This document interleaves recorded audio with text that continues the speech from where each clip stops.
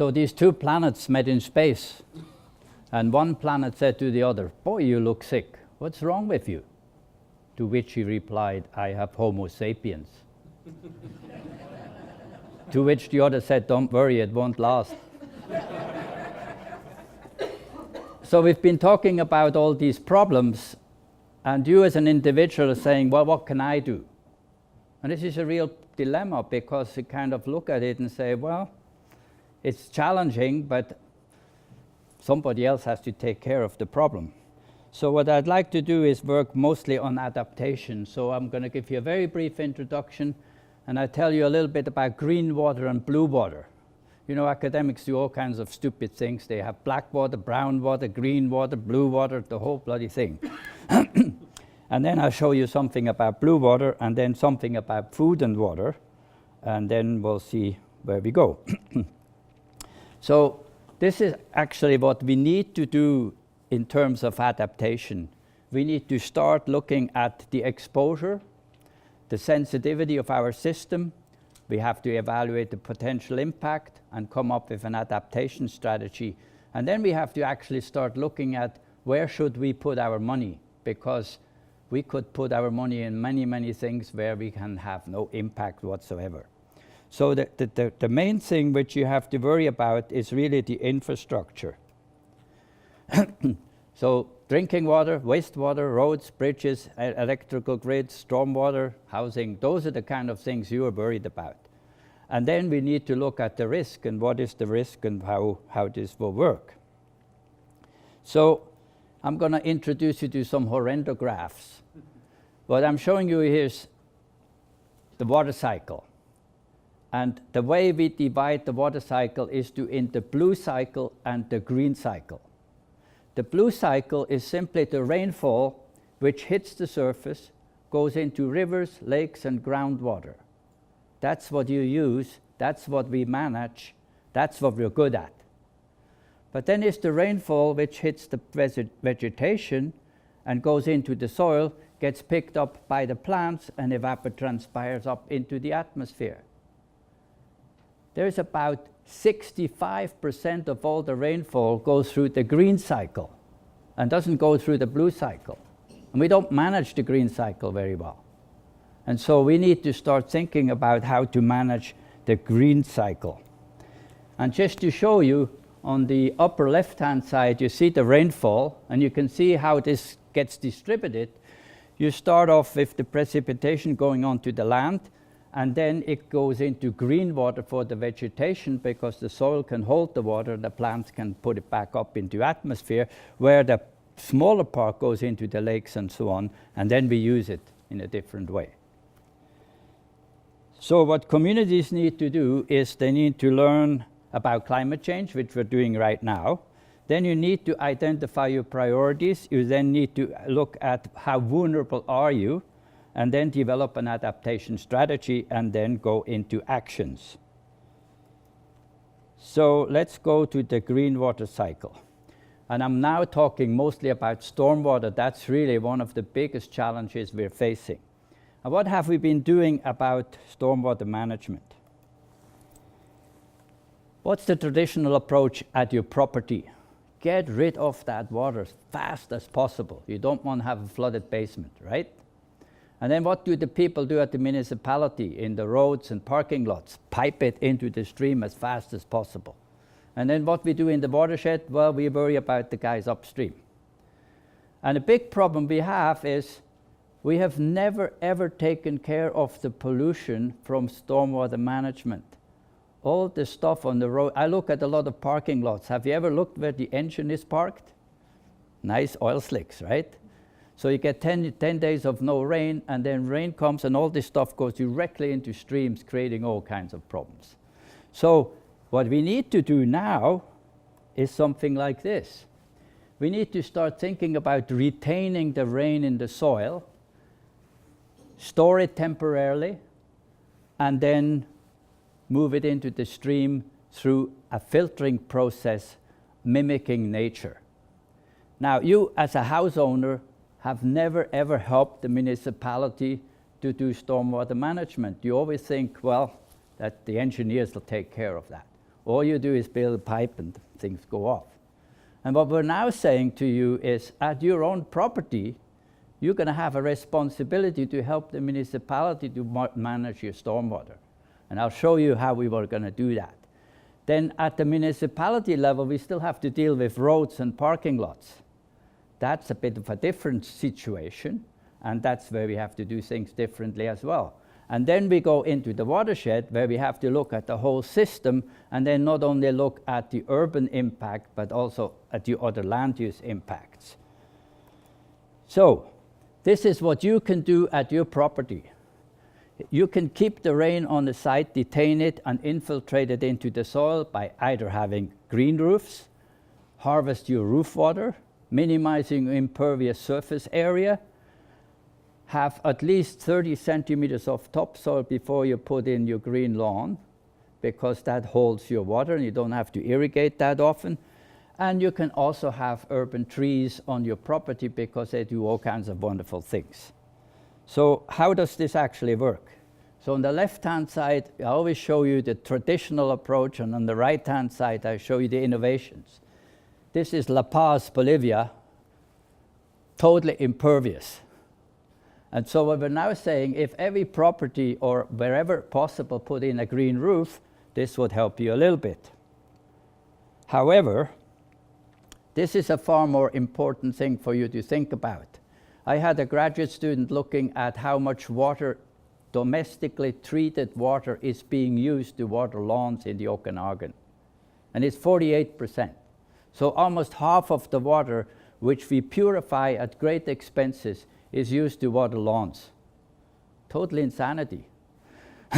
So why not collect the water and infiltrate it and let the plants evapotranspire it up? That helps the stormwater management.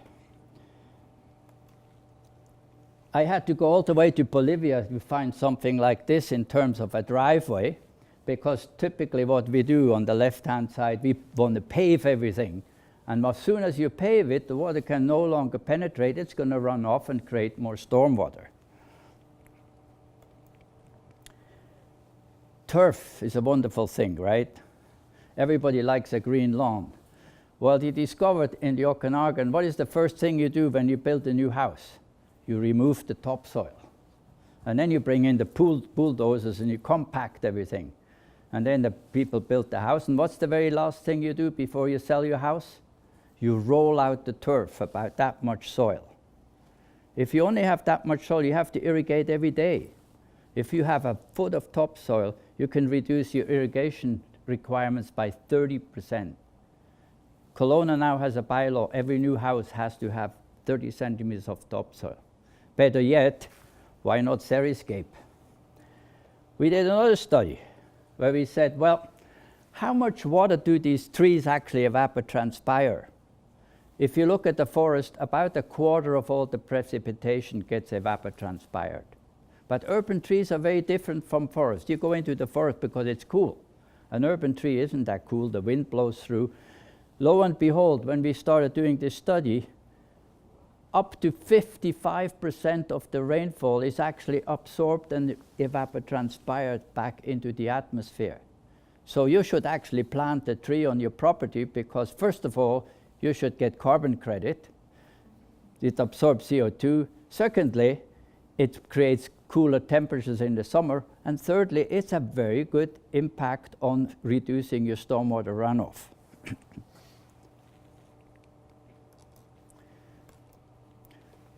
We have all kinds of pervious material which you can use in your driveway, and it probably looks far better than just cement, and that allows the water to infiltrate, but it also allows all the garbage, the oil and the grease and everything you put on your driveway to infiltrate, and the soil has all kinds of wonderful bugs which can actually break down some of the hydrocarbons. So that's what you can do at the property level. But now we have to go to the parking lots and the roads and so on. That's all impervious material. That means the water can't infiltrate. So now what we're talking about is smaller roads with no curbs and no gutters. Swales on the side of the road rather than pipes. detention ponds and wetlands. We discovered that wetlands are the best storage system for water and the best filtering system, and we don't like wetlands. You tell somebody in the community you're going to build a wetland next to their house, and you're going to have a headache because everybody is worried about mosquitoes and West Nile virus and everything else. But yet, it is the very best storage system we have. And then, of course, innovative parking lots. So how do we do this? We're now building roads like on the right-hand side where we have no curbs and gutters. The road runoff goes into the side, and the side is all sand filters. So it actually holds the water back and releases very slowly, and the contaminants are reduced significantly. Portland has converted 500 roads from piping systems into infiltration systems. And the mayor told us he wants to have 5,000 roads converted in the next 5 years. Very interesting way of reducing pollution. This is how we actually do this. We built next to the road, we built these compartments, we fill them with gravel and then sand on top of it, and then we landscape it, and we don't grow lawns, we just grow trees. And it looks much nicer in your neighborhood anyway than all this paved material. We now built wetlands in the middle of the city, not only for the storage of the water, but also wetlands are incredibly useful to reduce the pollution. They can even reduce pathogens. And if you do it right, you can minimize all the mosquito problem, because all you really need to do is make sure that there is always a bit of moving water in your wetland. Make sure you have a combination of plants. Make sure it's not eutrophic, too many nutrients in it, so you have this slimy algal growth on top of it. And also bring in some stickleback fish, which can actually survive some real bad water, and they eat a lot of the larvae. Now, we cannot totally avoid it, but we can minimize the problem. And in terms of stormwater management, this is far more useful. I talked about pervious pavement. Now we go to parking lots. Now, parking lots are interesting because if you would actually make some impressions so that all this runoff could all go into sand filters, you could reduce the problem dramatically. Here's a couple of examples from New Zealand how they do this. You can see they make these slots, and the runoff goes into the middle part. It creates a green vegetation. You don't have to water it. It's native vegetation, and the pollution is also taken care of. And this is how they infiltrate the stuff through the sidewalks. You want to see some innovative parking lots? Here's one in North Vancouver. And you can, if you look carefully, you can see right here, you see all the oil slicks. And all that stuff actually goes into the sand filter and takes care of it. Here's the most innovative parking lot I found in Europe this last year. It's paved, but you got all the infiltration here. And then they grow willows, and then they have an overhang here. So they train the willows to go over the parking lot. So then not only do they absorb CO2, they create shade, and all the stormwater is infiltrated. Makes a much nicer experience to be in a parking lot. So very simple design. Everybody likes these cul-de-sacs. You got some of them up on the hill. And this is a fascinating kind of thing because they create huge amounts of impervious surfaces. So if the traditional cul-de-sac in Cranbrook is about like this, 12-meter radius, and then you bring in some landscape architect, put some flowers in it, or you could reduce it like this, or you could make a turnaround like this. How much do you think you could reduce the impervious surface by simply redesigning this to this? You can go from 450 square meters to about 110 square meters.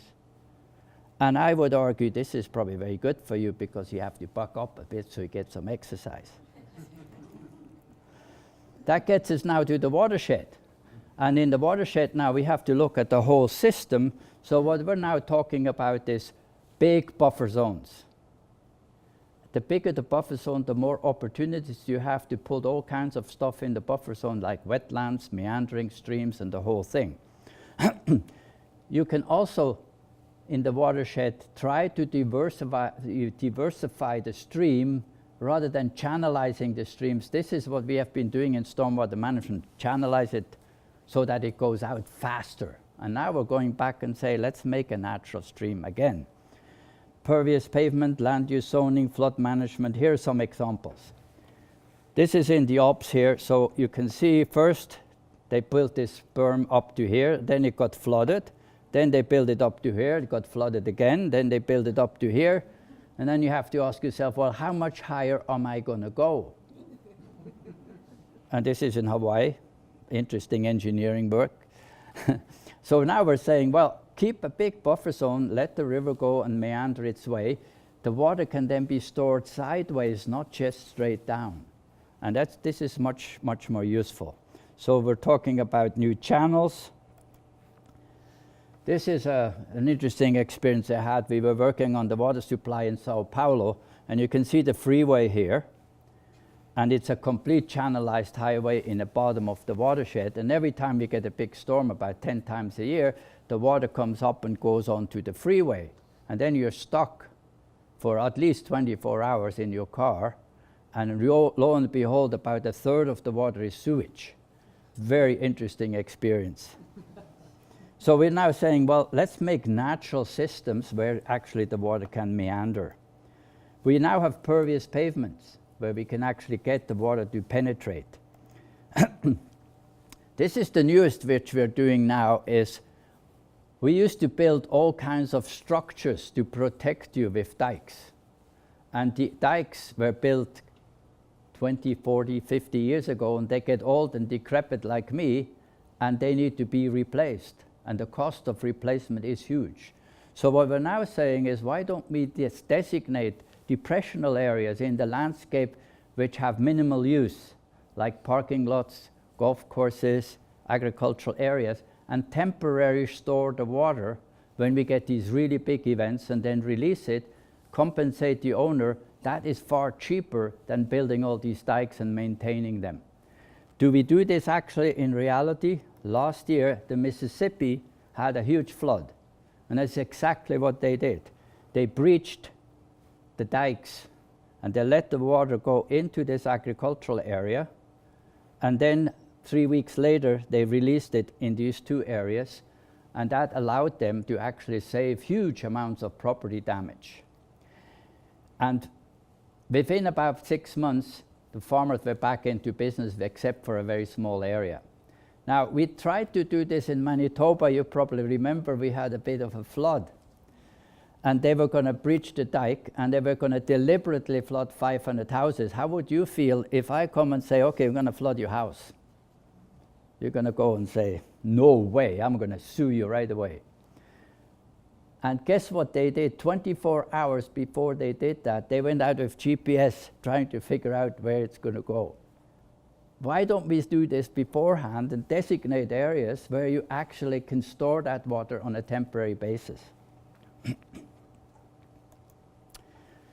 Another problem we have channelized all these rivers. Now we say we need to actually make them natural again. But this is a real problem in places where the properties are very, very expensive. And if you only have 1 or 2 properties which you can buy to do this kind of thing, it doesn't really work very well. You need a much better situation. So in any new development, don't ever channelize your river. So how does this actually work? Typically what happens is, you can see there's an old house in 2007, and then it was converted into a new house. How much do you think we have changed the impervious surface? We have gone from 28% to 53%.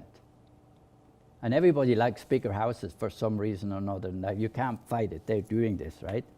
So what does that mean in hydrological terms? You're going to have far more water running off in terms of stormwater. So this is a real dilemma, because now you heard from Mel that we're going to have increased precipitation events, and at the same time we're increasing the impervious surface. So we have a double whammy in stormwater management. And so what we're now trying to do is we're trying to say, this is how much water came off that property before they built the house. Then here is how much water came off when the house was first developed. Then the house became bigger and more impervious. This is how much more water we're going to create. And then we go to all of these low impact design systems like roof water harvesting, soil development, trees on your property, reduce your pavement. You can actually go down, and you can actually in many cases get below what's there was naturally, because you're actually helping the soil development and everything else. So we do this at the property level now in North Vancouver, and we're hoping that there is going to be an interesting renewal going on. You can see here's another property, and you can see how much more impervious surface is going to be created. We can't fight that, but what we can fight is make sure that the owners will do actually all kinds of innovations. So what we can do is we can look at the watershed and say, how many houses have been converted in the past 10 years? And how much has that changed the impervious surface? And then we can say, how many more houses will be created in the future? So here is all the houses when they were built in the 50s, 60s, and 70s. So these houses now, again, they're getting old, they have to be replaced. And this is where the replacement is going to start. So we need to start right now to make sure that every one of these new properties will have innovative stormwater management possibilities, otherwise we're not doing very well. So if we do that for the whole watershed, this is the watershed which was undeveloped. This is before, in the old houses. This is with the new houses and the future development.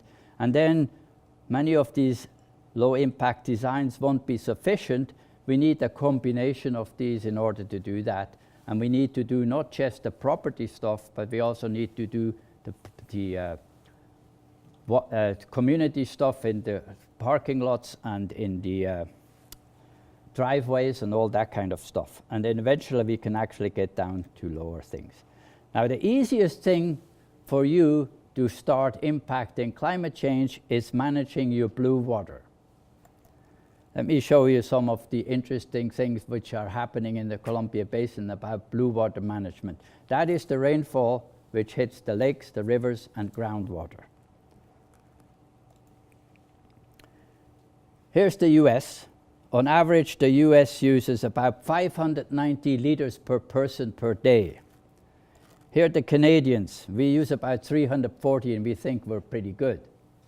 And then we go to the Columbia Basin, and lo and behold, many of these communities use up to 1,800 liters per person per day. You guys are the biggest water consumers anywhere in the world. I had a student go around all the communities to find out from the engineers how much water is actually being delivered. Now, none of them are metered, or very few of them are metered, so we're guessing. And what we're finding out is we have very old leaky systems. All the pipes are very old, they're all partially degrading, and Cranbrook loses almost half of its water by leaky systems. So they're now really paying attention to this kind of development. But the second thing which is also important is,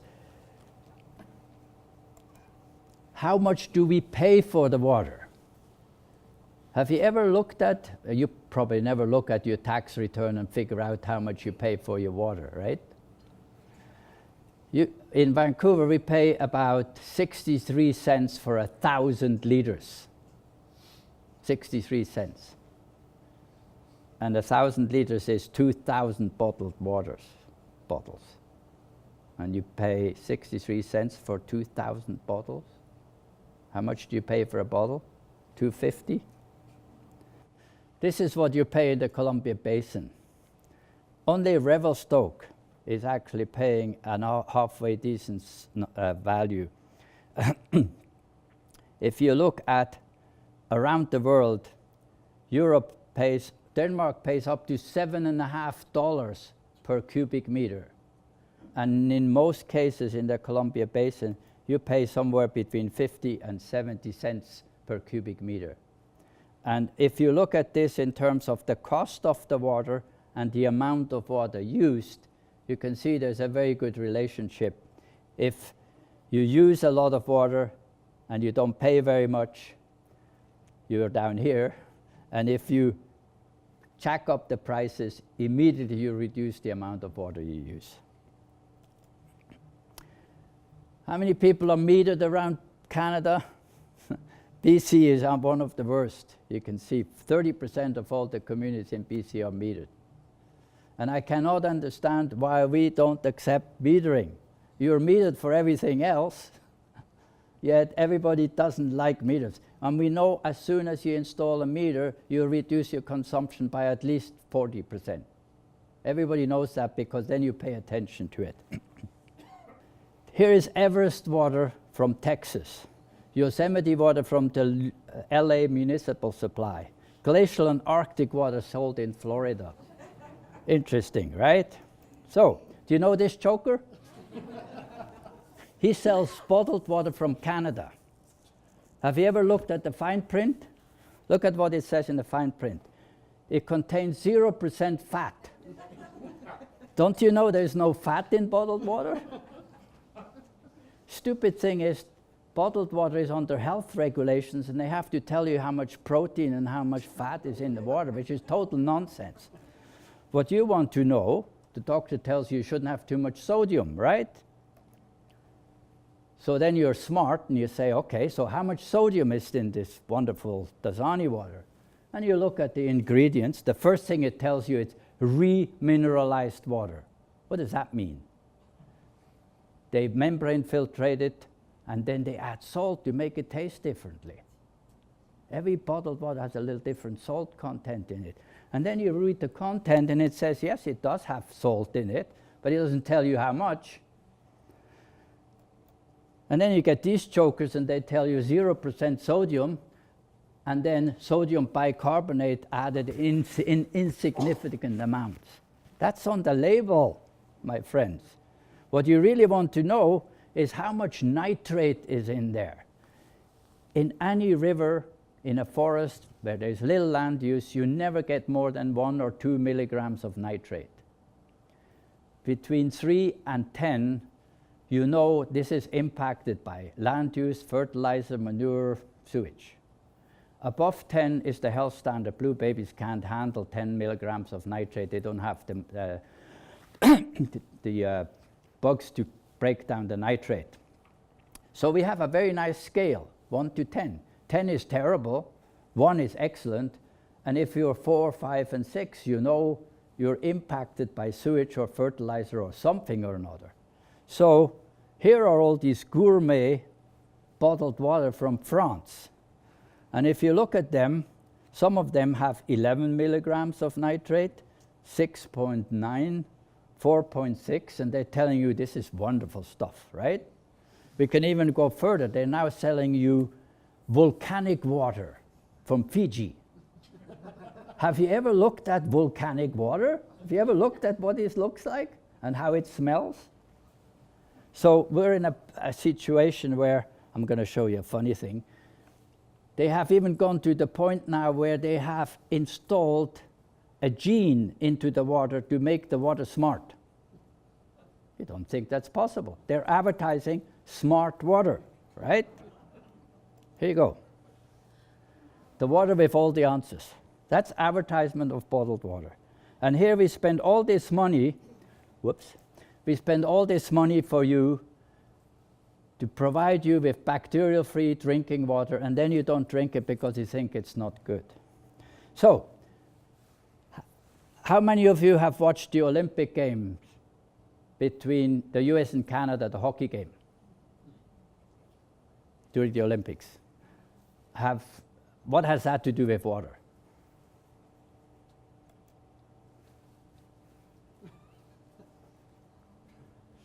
Let me explain this graph to you. So this is when the game started. Nobody went, or very few people went to the toilet. And then this was the break, the first break. This is the second break. This is the third break. Now you probably remember after the third break it was 2-2. And then everybody was scared shitless. Nobody went to the bathroom. Except for these guys, they had too much beer. They had to go regardless. And then that's the end of the game. The point I'm trying to make here is the poor guy who is delivering the water, he has to prepare this a day before to make sure that he has enough water, because everybody goes to the bathroom at the same time and the whole system collapses. If everybody would have a low flush toilet, we could reduce these peaks by 30%. So why don't we have a bylaw and everybody has low flush toilets all over BC? Doesn't take a brain to do that, right? Here's a quick example on Kelowna and on the Okanagan. If you look at the very top, about 40 to 50% of pure bacteria-free drinking water is actually used for lawns. Why don't we either seriescape or do something like roof water harvesting or the soil development? We can reduce that dramatically. That's a great adaptation method. So in terms of smart living, metering is number one. That's very easy to do, although people don't like it, but that's the first thing I would suggest for adaptation. The second one is low flush toilets, mandatory to every new building, and get everybody else up to snuff in 5 years. And then outdoor water use, collection, and so on. That's what you actually can do with blue water. And the businesses need to do that as well, because it's very interesting now is the businesses are starting to become aware that water shortages will have a huge impact on their business development. Now I'm going to become very, very unpopular because I'm going to talk a bit about food. How much water do you think it takes to maintain your diet on a daily basis? In North America, it's about 5,000 liters. So the diet you eat on a daily basis requires 5,000 liters for you to produce. And if you are on a vegetarian diet, you're somewhere down here, and you can see China, for example, is about half. And China is developing the same way as we are. So if they are going to go to the same diet, we need to double the water use for agriculture. And you know already, we need to increase food production by at least 50 to 70% over the next 50 years. So how much water does it actually take to produce the different types of food? If you look at the staple crops, potatoes are about 700 liters per kilogram, and rice is about 2,000. And then you look at your meats, chicken is about 3,500, pork is about 4,500, and look at beef, minimum of 15,000 liters per kilogram of beef. It's the most water-intensive crop to produce, or food to produce. And we all have an obesity problem, right? So why should I propose to you, and I'm going to become very unpopular, you never invite me back, I'm proposing that you all should reduce your meat consumption, particularly the beef consumption, because it's the most water-intensive food to produce. But there is more to the story. It's not only the most water-intensive food to produce, but it also creates 7 times more nutrients in the manure than a human being. In fact, I calculated we have about 33 million people in Canada. The waste from the livestock in Canada is equivalent to 125 million people. And we have a huge problem with eutrophication, too many nutrients going into lakes and rivers. Lake Winnipeg is one of the lakes which is at the danger point. So it creates too many nutrients. The additional thing which people don't know is beef produces 4% of the greenhouse gas, because all these animals burp about 19 times a day, and every time they burp, they exclude methane. And methane is a very nasty greenhouse gas. So agriculture produces about 8% of the greenhouse gas on an annual basis. Beef alone is 4 half of it is from beef. Since we have an obesity problem, we should reduce beef. And, and so if you look at this, it's quite interesting.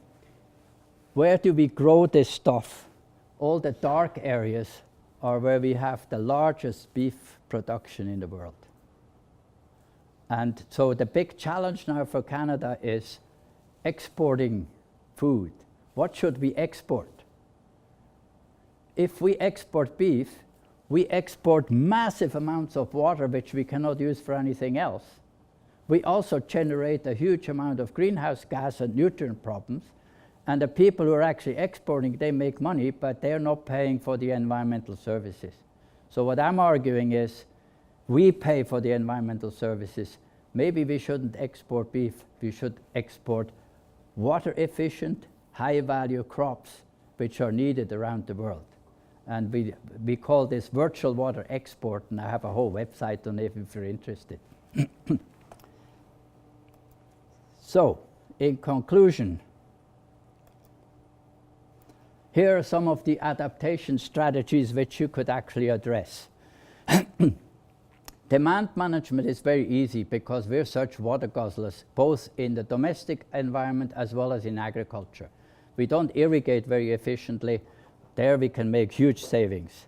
Stormwater management, I showed you what we can do at the site, at the neighborhood, and at the watershed by different low-impact designs. Drought management, we have to have allocation strategies for water during drought conditions, which we really don't have, but we need to do that. Rainwater harvesting is a very good thing for all kinds of things, not just for urbanization, because it means you manage the water in a green way. Is another big issue which we have to deal with. Thank you very much.